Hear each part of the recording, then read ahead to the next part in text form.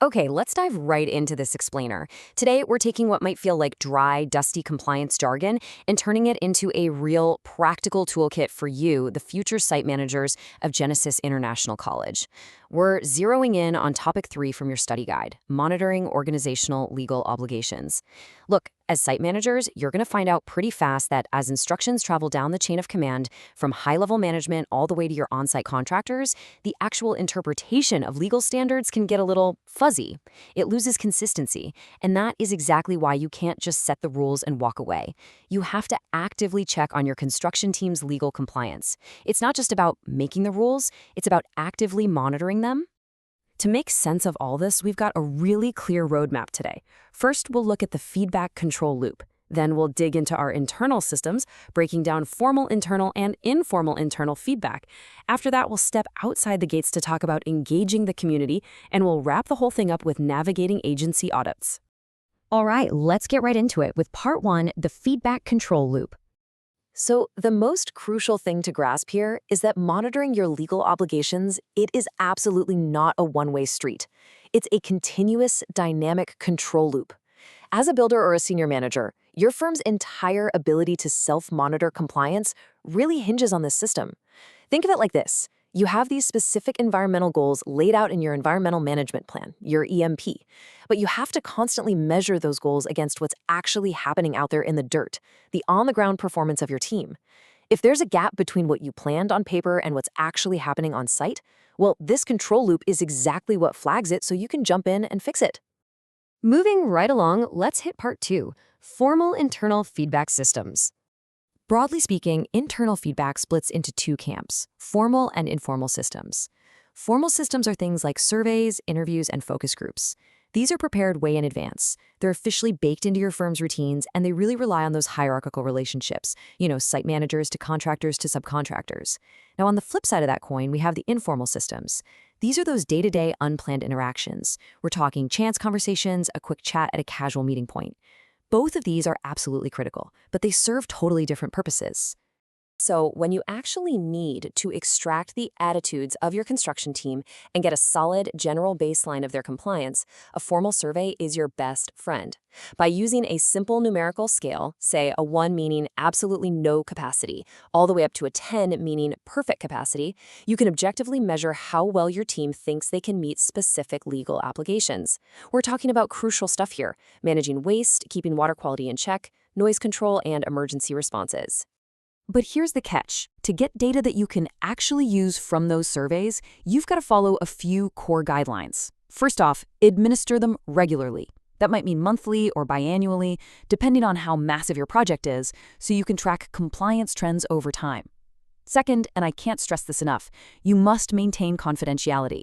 By making things like names and identifying details optional, you make sure your contractors and staff feel completely safe giving you the unfiltered truth about where the site might be falling short. Honestly, if they don't feel safe, you're not getting good data. Okay, let's pivot to part 3, informal internal feedback systems. As a Genesis site manager, you literally can't just hide behind scheduled paperwork and official meetings. You have to transition from that high-level, bird's-eye oversight down to capturing the rich, informal stuff happening right there on the ground. Informal feedback happens during those unsolicited day-to-day interactions. Is it less structured? Absolutely. But it is incredibly, incredibly valuable. Why is it so valuable? Because honestly, these casual day-to-day conversations are almost always your very first warning sign of an emerging environmental risk. Think about it. It's a foreman just casually mentioning a failing sediment fence during a morning toolbox talk.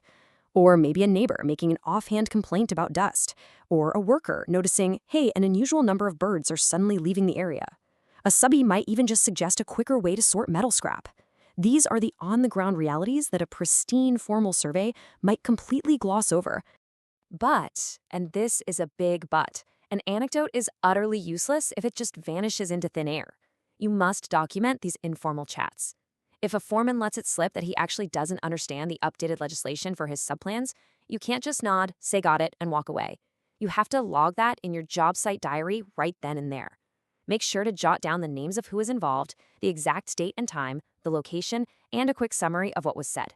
This documentation isn't just busy work. It's crucial because you're going to use it later to revise your EMP during your big management reviews. All right, time to step outside the fence. Part 4, engaging the local community. Listen, your construction project does not exist in a vacuum, right? It has a direct, tangible impact on the surrounding community and the environment. Because of that, you need to actively hunt for feedback on the human impact of your site. We're talking localized noise, dust blowing around, extra traffic. You can get this feedback through old-school town hall meetings where residents can actually voice their concerns face-to-face. You can use traditional mail drops with pamphlets to make sure everyone in the neighborhood is in the loop. And, of course, increasingly, you're going to use digital platforms. Speaking of which, setting up dedicated websites and active social media pages is just a fantastic, modern way to engage your stakeholders. It gives you this 24/7 online presence where folks can easily review your project proposals, figure out your environmental controls, and, voice their concerns on their own time. It is a wildly powerful tool for maintaining good PR and, more importantly, catching external environmental complaints super early before they blow up into bigger issues. And finally, let's zoom all the way out. Part 5, Navigating Environmental Agency Audits. If your firm is running a tight ship and is generally compliant, you can often rely on the built-in feedback mechanisms of the regulatory bodies themselves. These authorities keep their oversight sharp using tools like the annual compliance statements you have to submit and through strict compliance audits. And please, take note here. These audits can be formally announced, sure, but they can also be complete surprises. We're talking unannounced visits just to make sure your site is playing by the rules every single day, not just when you know companies coming over. During these audits, regulatory bodies are going to pull out all the stops. They'll interview your staff, they'll dig through your site documents, and they'll directly observe how you actually work on site. All of those findings generate an audit report. Now, a lot of people panic about these, but we really need to reframe these audits. They are not punishments to be feared. Think of them as the ultimate formal examination of your control loop. The ratings you get in these reports literally hand you a roadmap, telling you exactly which environmental controls need better monitoring and which ones are hitting the mark. It is essentially your master tool for continuously improving your EMP. So, future Genesis site managers, as you review these study materials and gear up for your careers, I want to leave you with one big question to chew on. When that environmental inspector walks onto your site completely unannounced, out of the blue, will your internal feedback control loops, both those structured formal surveys and those carefully documented everyday informal conversations, have you ready? Think about it.